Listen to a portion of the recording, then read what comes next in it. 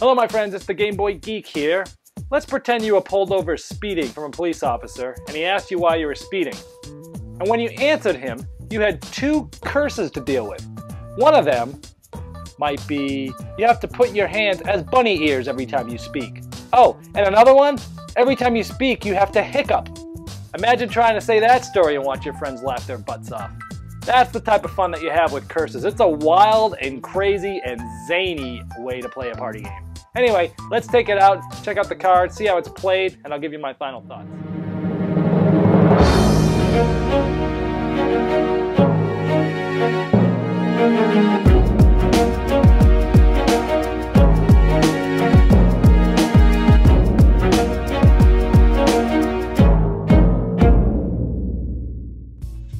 In curses, you're doing all sorts of crazy things and trying to be the last man standing.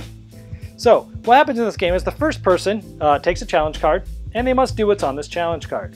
In this case, they have to try to get your invisible baby to stop crying.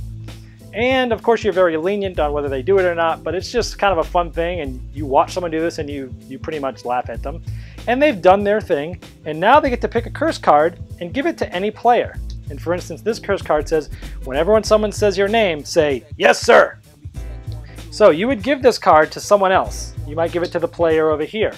And now anytime throughout the whole game that someone says their name, they must say, "Yes, sir."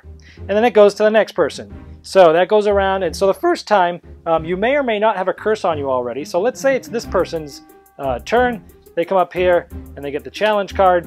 You are a veterinarian and having a hamster is having a heart attack. Demonstrate how you would save his life. Now, when you're doing this and you're trying to save his life, if I'm this person that has the curse on me, someone might say my name, "Hey, Dan, is he okay?" And I'd have to say, "Yes, sir," and I'd be doing it. So these curses start building upon each other. Then they get to pick a curse card, and then they get to give it to somebody. Each time you speak, address one of the other players by a different name. So they might give it to this person over here. So what happens is after a while, some of these curses start to really build up on you. And so, you know, this person might have, whenever someone says your name, say "Yes, sir." The person sitting to your right is your hero. Copy every movement they make at all times. So you can imagine if this person has a challenge and you've just won an Oscar, tell who would thank in an acceptance speech. Now, if anybody says your name while you're in the middle of your acceptance speech, you're going to have to stop your speech and say, "Yes, sir." And the person sitting to your right is your hero. So you're trying to give a speech, and the person to your right knows that you have to copy every their movement. So they're doing their hair, they're shaking their head, they're clapping, and while you're giving your speech, you're going to have to copy their movements. And then someone else says your name, and you have to say "Yes, sir," and it's just crazy. The craziest thing. So that's how it works. Now, the way you lose and win the game is if anybody sees that you have not done one of your curses when you're supposed to, they ring the bell, everything stops, they say what you didn't do. If it's true, you basically have lost this curse card and you're down. Once you've done that 3 times, 3 strikes and you're out, and you actually get to take your curse cards that before you leave the game and hand them to any person. Every card can get given to a different person or the same person, but you give them out as you hand them out.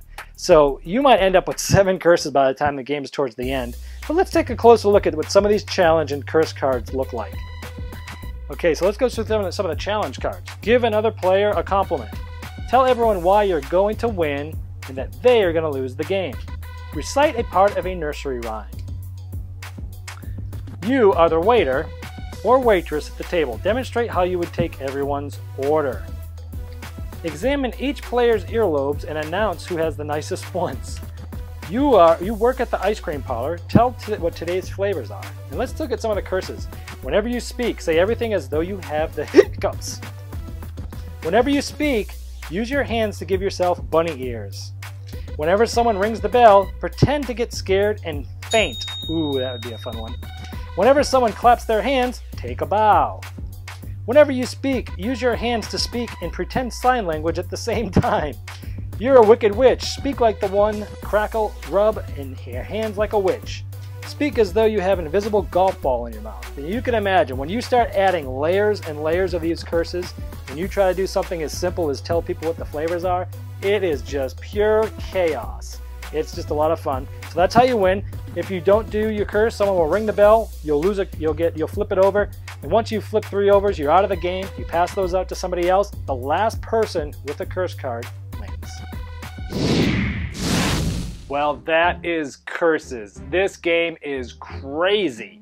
Now, I had this game when I was in college, and being around a bunch of college kids, being crazy, being silly, we had a blast with this game. I remember my sides would hurt laughing at my friends and myself doing this game. Now, as I've gotten older, the game is not as much fun for me. I'm a little bit more serious. I still like to have fun, but this game's nuts. So if you have a lot of friends that are crazy and just love to let loose and just giggle and laugh and just do all sorts of crazy things, you'll probably love this game. If you're one of those people that's shy, you don't like to let loose, you're very reserved, you'll probably hate this game. So me, I used to love it. Now, take it or leave it. It's fun to pull out if I have the right group to pull it out with. If you have the right group and you've got a lot of friendly, funny people, this game is a blast and you'll love it. Otherwise, you just got to know the group. If you pull out with the wrong group, it's going to dud. But if you pull out with the right group, it's going to go over huge. And of course, ringing that darn bell over and over is always fun. Anyway, until next time, Game Boy Geek.